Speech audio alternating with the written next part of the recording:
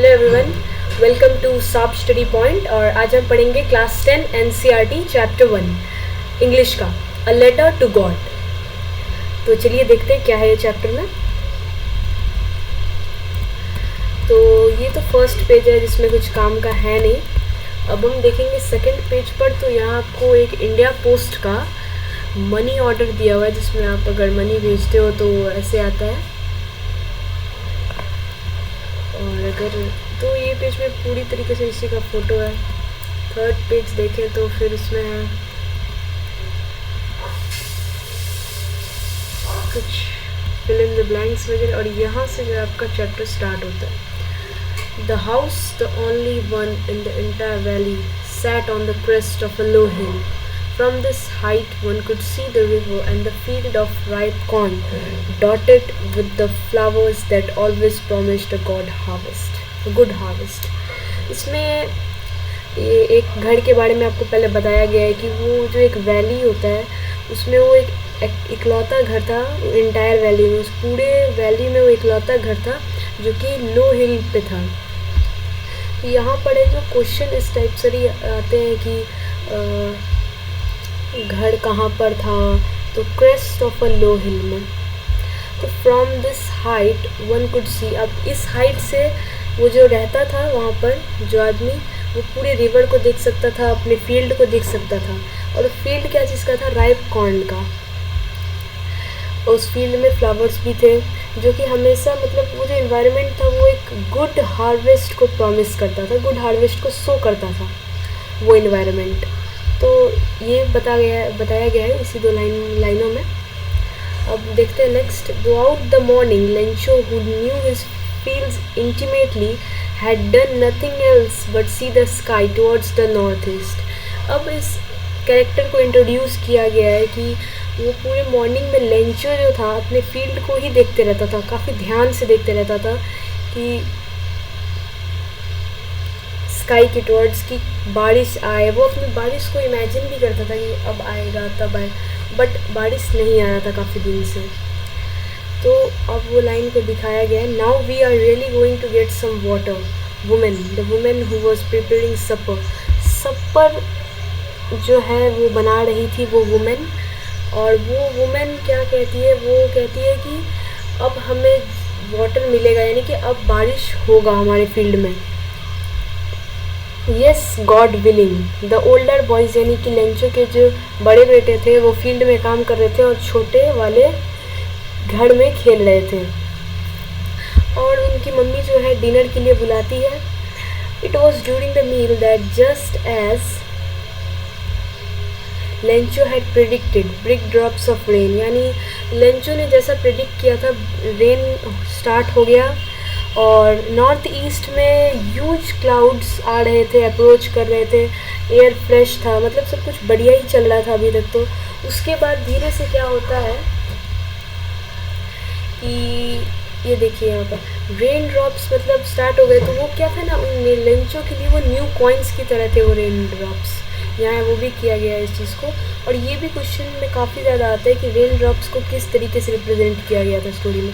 तो rain drops को new coins की तरह, और बिग ड्रॉप्स जो था यानी रेन की जो बड़ी बूंदें थी उनको 10 सेंट। सेंट जो है वो जहाँ रहता था उसकी करेंसी का नाम है, यानी डॉलर का जो कम अमाउंट होता है उसको सेंट कहा जाता है। और जो लिटिल यानी कि छोटे बूंदों को 5 सेंट कहा जा रहा था इस स्टोरी में। अभी लेंचो जो था वो सेटिस्फाइड हो गया था, उसका सब कुछ मतलब बढ़िया चल रहा था कि अब बारिश भी हो गया, फसल अच्छी होगी। लेकिन अचानक से क्या हुआ? But suddenly a strong wind began to blow and along with the rain very larger hailstones began to fall. These truly did resemble new silver coins. अब उसे लगा कि ये तो और अच्छा है, बहुत बढ़िया है, हवा भी चल रहा है। स्ट्रॉन्ग विंड मतलब अभी तक सब ठीक ही था फिर भी, हाँ, और रेन भी हो रहा था। लेकिन धीरे धीरे क्या हुआ? हेल स्टोन्स गिरना चालू हो गया। और हेल स्टोन्स को किससे रिप्रेजेंट किया गया है? न्यू सिल्वर कॉइन्स से, यानी कि न्यू कॉइन्स। लेकिन यहाँ पर कॉइन्स का मतलब ये नहीं है कि उसके लिए वो मनी है, यहाँ सेंट नहीं, यहाँ कॉइन्स को अलग तरीके से रिप्रेजेंट किया गया है। और वो जो था, वो बॉयज़ जो थे उनके, वो फ्रोज़न पर्ल्स कलेक्ट करने में लग गए। उन्हें शुरू में भी लगा कि हेलस्टोन से कुछ नहीं होगा, इनसे ठीक ठाक ही रहेगा, लेकिन फिर धीरे धीरे वो कंडीशन ख़राब होने लगा और लेंचो को टेंशन बढ़ने लगा।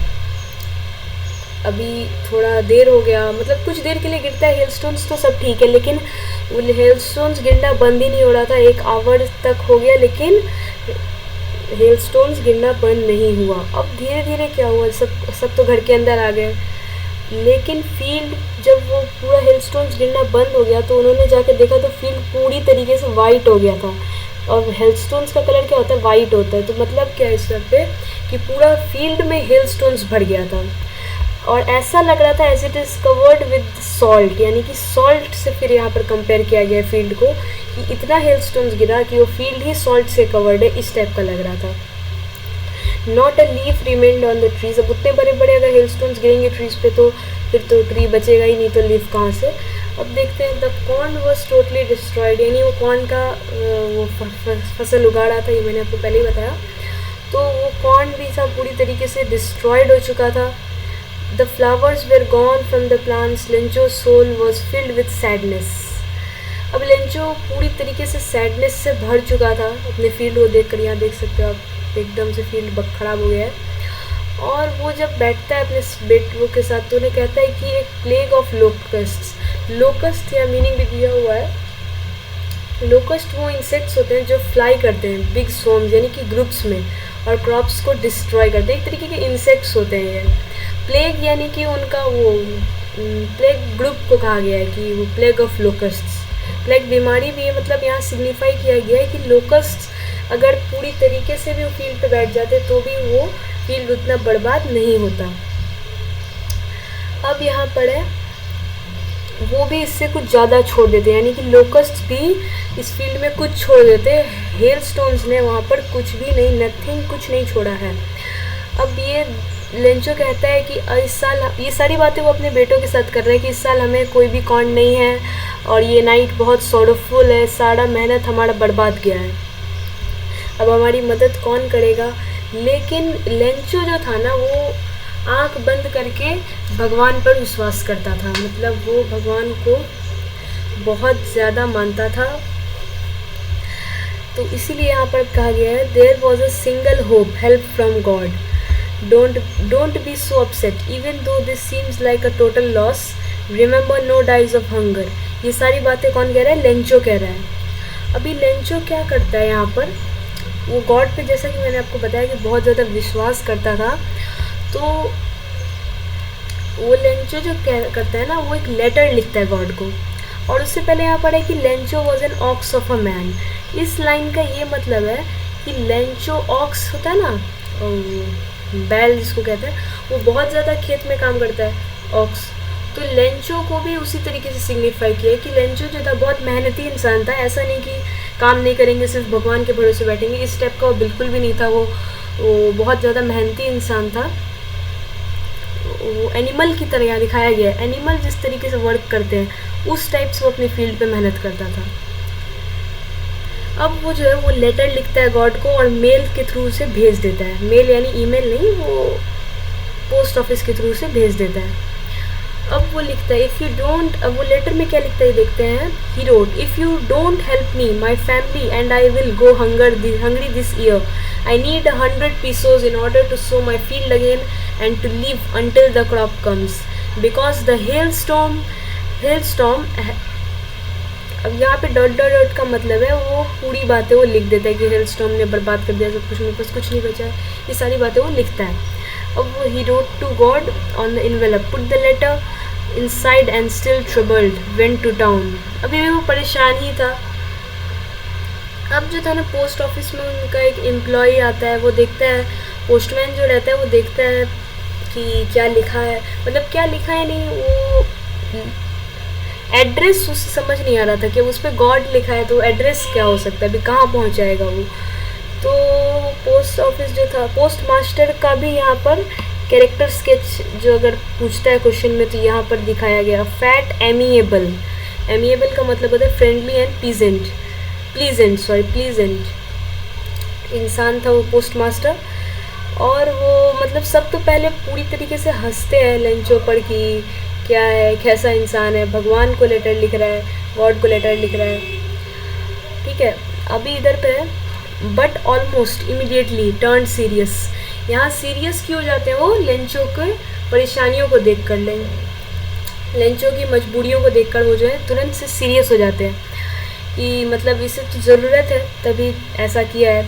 और फिर वो लोग ये भी कहते हैं कि मतलब क्या विश्वास है, ऐसा विश्वास मतलब किसी को देखने को नहीं मिलता है कि गॉड को आप लेटर लिख रहे हो और उनसे पैसों की डिमांड कर रहे हो। तो लेंचो जो है 100 पीसोस मांगता है गॉड से, जब तक वो जी सके, उन 100 पीसोस के साथ नए बीज खरीद के उन्हें उगा सके।